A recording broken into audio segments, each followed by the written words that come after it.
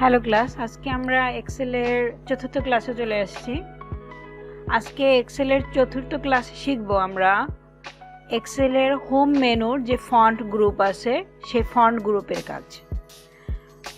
Font গ্রুপের কাজ করার জন্য আমি এখানে 4টা কলামে কিছু লিখে নিয়েছি, অর্থাৎ একটা রেজাল্ট শিট তৈরি করা হবে সেরকমের একটা কিছু আমরা টাইপ করে নিয়েছি। তোমরা চাইলে আমার সাথে এভাবে টাইপ করে নিতে পারো। যেহেতু আমরা ফন্ট গ্রুপ দেখব, তাহলে ফন্ট গ্রুপে কি কি আছে আমরা দেখে নেই। এখানে দেখতে পাচ্ছি আমাদের ডিফল্টভাবে ক্যালিব্রি ফন্ট দেওয়া আছে, ফন্টের সাইজ দেওয়া আছে, তারপরে আসছে ইনক্রিজ ফন্ট, তারপরে আসছে ডিক্রিজ ফন্ট। আচ্ছা, আমরা এক একটার কাজ দেখে নেই। এখন এটাকে বলা হয় ফন্ট ফেস, যেখানে হচ্ছে গিয়ে ফন্টের নাম লেখা থাকে। ফন্টের নামগুলো যেখানে দেওয়া থাকে সেটাকে ফন্ট ফেস বলা হয়। আচ্ছা, এখন যদি আমরা এই ফন্টটাকে চেঞ্জ করতে চাই, এই যে ফন্টগুলো আমরা ক্যালিব্রি থেকে অন্য কোনো ফন্টে যদি আমরা দিতে চাই, যদি পছন্দ মতো এই ফন্টটা দেই, বা এই যে এখানে যা আছে পছন্দ মতন তোমরা যে কোনো একটা ফন্ট দিয়ে নিতে পারো। আমি এখান থেকে এরিয়াল ব্ল্যাকটা ব্যবহার করতেছি। এই যে ক্যালিব্রি থেকে আমরা এরিয়াল ব্ল্যাক চেঞ্জ করলাম, এই চেঞ্জটা করার জন্য কিন্তু আমাদের ফন্টের গ্রুপ ব্যবহার করতে হয়। ফন্টের গ্রুপ থেকে ফন্টের ফেস, সেখান থেকে ফন্টের যে বিভিন্ন নাম আছে ওখান থেকে যদি আমি আমার পছন্দ অনুযায়ী কোনো ফন্ট ফেসে ক্লিক করে দেই, তাহলে কিন্তু সেই ফন্টটা চেঞ্জ হয়ে যায়। আচ্ছা, তার মানে আমাদের যে এই দাগ মানে ফন্টগুলো মানে লেখাটা মোটা সোটা একটু হয়ে গেল, বেশি একটু ব্ল্যাক হয়ে গেল, এটা কিন্তু এরিয়াল ব্ল্যাক ফন্টটা ইউজ করার কারণে। তাহলে এই যে এখানে দেখি, যদি এই দুইটা জিনিসের নেম এবং এই যে ব্যক্তির নাম আমি লিখেছি আকাশ, আমি জানি না কোনো স্টুডেন্টের নাম কিনা, তার বিষয়টা পছন্দ যদি না হয়, ভিডিওটা যদি তার যদি পছন্দ না হয়, স্কিপ করে যেতে পারে সেরকম কোনো ব্যক্তি।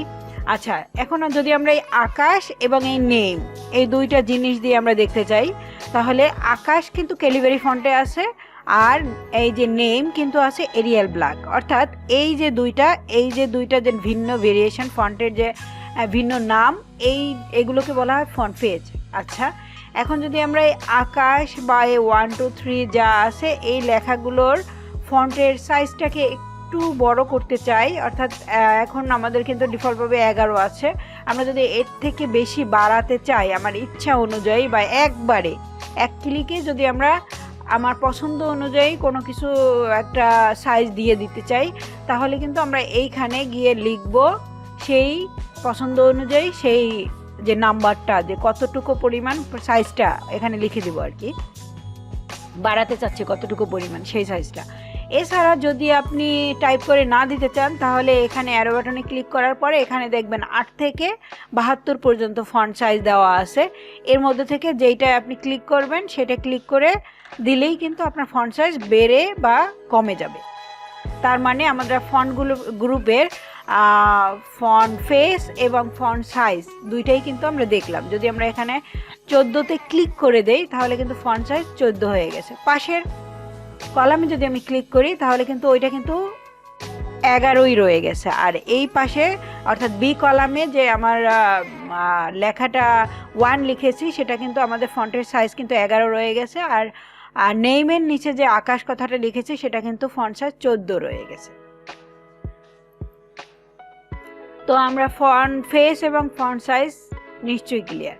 এখন যদি আমরা এই যে কলামটা আছে, অর্থাৎ এই যে 1 2 3 লেখা যে কলামটা, অর্থাৎ সিরিয়াল যে জায়গাটা লিখেছি, সেই জায়গাটা যদি আমরা গ্রো করতে চাই, ফন্টের সাইজকে গ্রো করতে চাই, তাহলে আমরা অবশ্যই এই যে বড় একটা এ আছে সেটাকে ইনক্রিজ ফন্টে কিন্তু ক্লিক করে দেব। তাহলে কিন্তু ওর মতো করে ফন্ট সাইজ বাড়বে।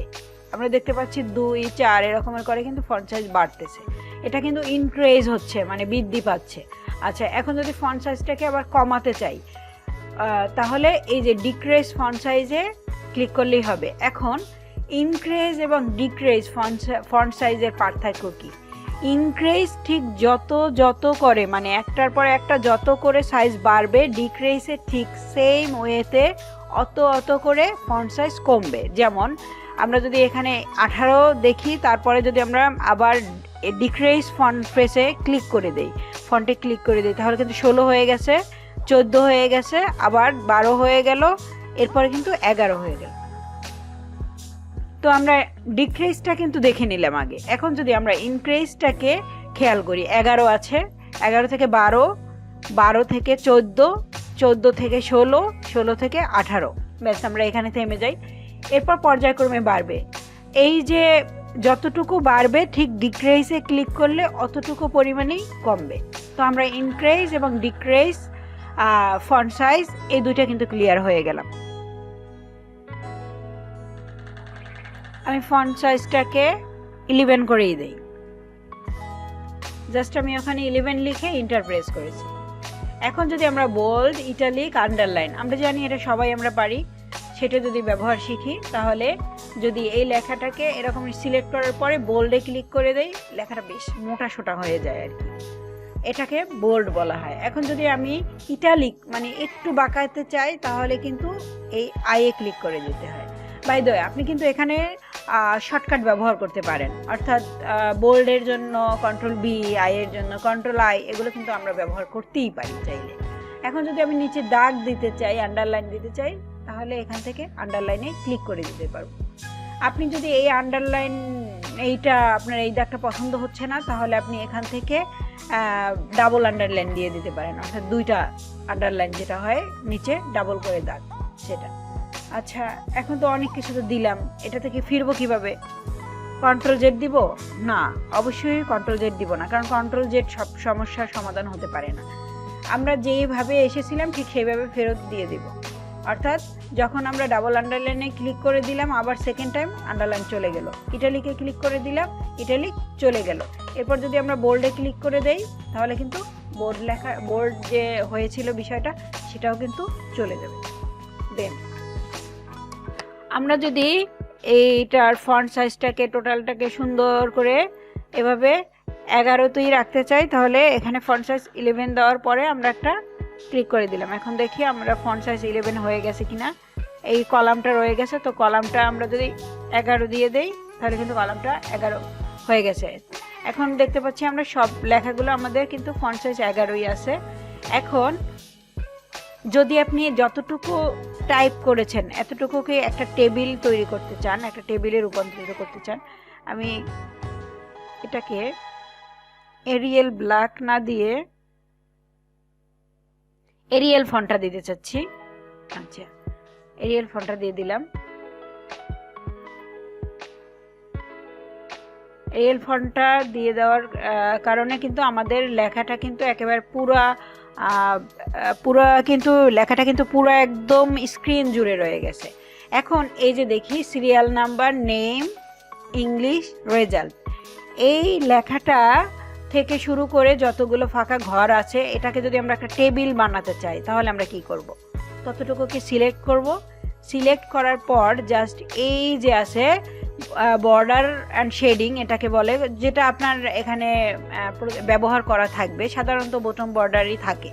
এখানে এই যে অ্যারো আছে, এখানে ক্লিক করার পর জাস্ট এখান থেকে অল বর্ডার, অর্থাৎ শুরু থেকে শুরু করে 1 2 3 4 5 6 নম্বরেরটা অল বর্ডার। অল বর্ডারে যদি আপনি ক্লিক করে দেন, পুরোপুরি কিন্তু বর্ডারটা নিয়ে নিল, অর্থাৎ একটা টেবিলের মতন নিয়ে নিল। এখন যদি আমরা এটাকে আরেকটু সুন্দর করে দেখতে চাই, জাস্ট আমরা কিবোর্ড থেকে কন্ট্রোল পি প্রেস করতেছি, এই যে আমরা কিন্তু প্রিন্ট প্রিভিউ দেখতে পাচ্ছি, টেবিলের মতো যে একটা দাগ সেটা চলে আসছে। আমি ভিউতে ক্লিক করে ফিরে গেলাম,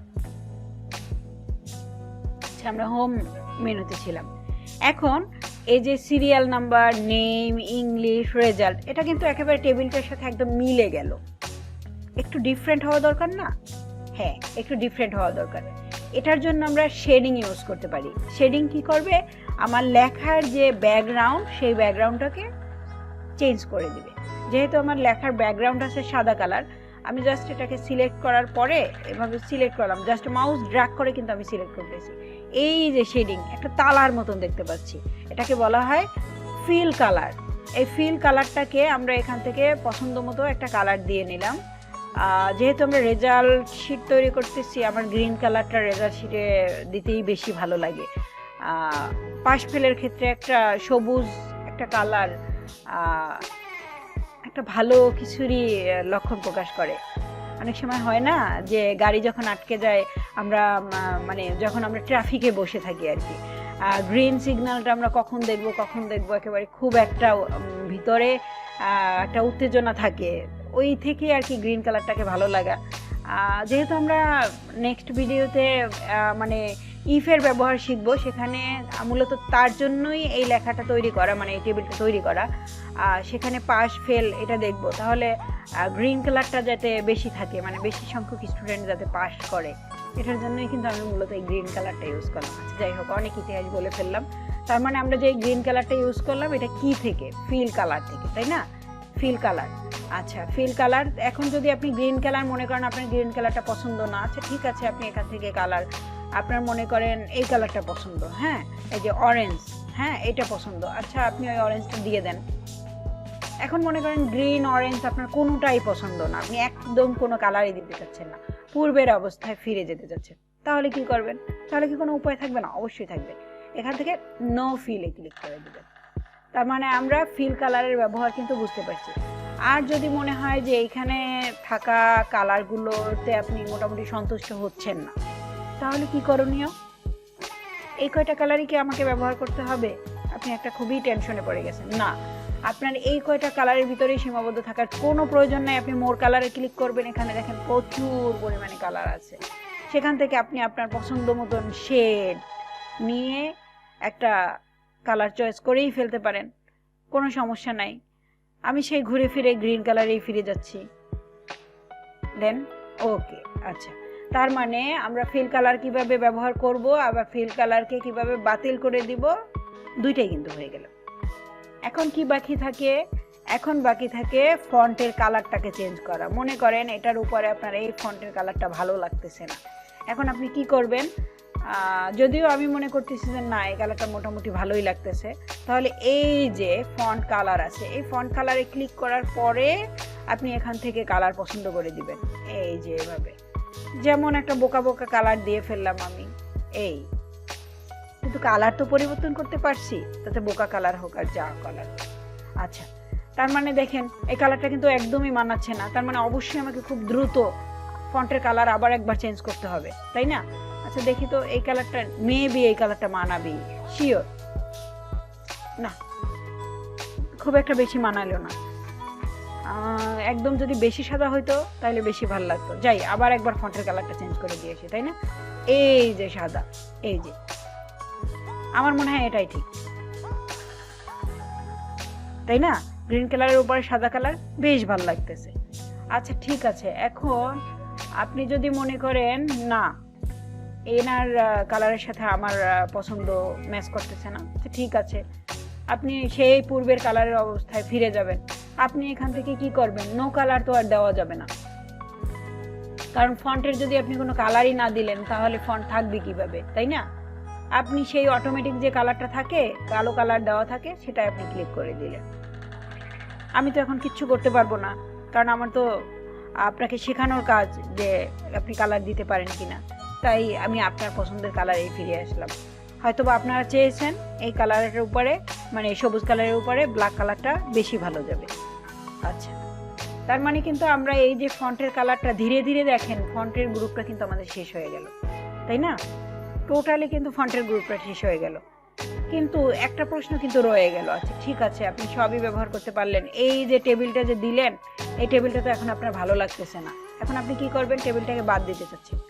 এখন কি করণীয় বলেন তো? টেবিলটা যাতে আমরা কোথা থেকে নিয়ে আসছিলাম, এই যে এখান থেকে নিয়ে আসছিলাম ফন্ট গ্রুপে, জাস্ট ফন্ট কথাটা যেখানে লেখা আছে তার ঠিক মাথার উপর বরাবর অল বর্ডার, এখান থেকে ক্লিক করে নো বর্ডার ক্লিক করে দেন। দেখেন আপনার সেই অপছন্দের টেবিলের কালারটা কিন্তু এখন আর নাই, পাশে বাউন্ডারি দেওয়াও নাই, কোনো কিচ্ছু না, আপনি কিন্তু এখন টেবিলটাকে তুলে দিলেন। তার মানে আমরা কিন্তু টেবিল দিতে পারি, টেবিল তুলেও দিতে পারি, তাই না? আচ্ছা, আমরা 5 নাম্বার ক্লাসে কিন্তু ইফের ব্যবহার শিখব।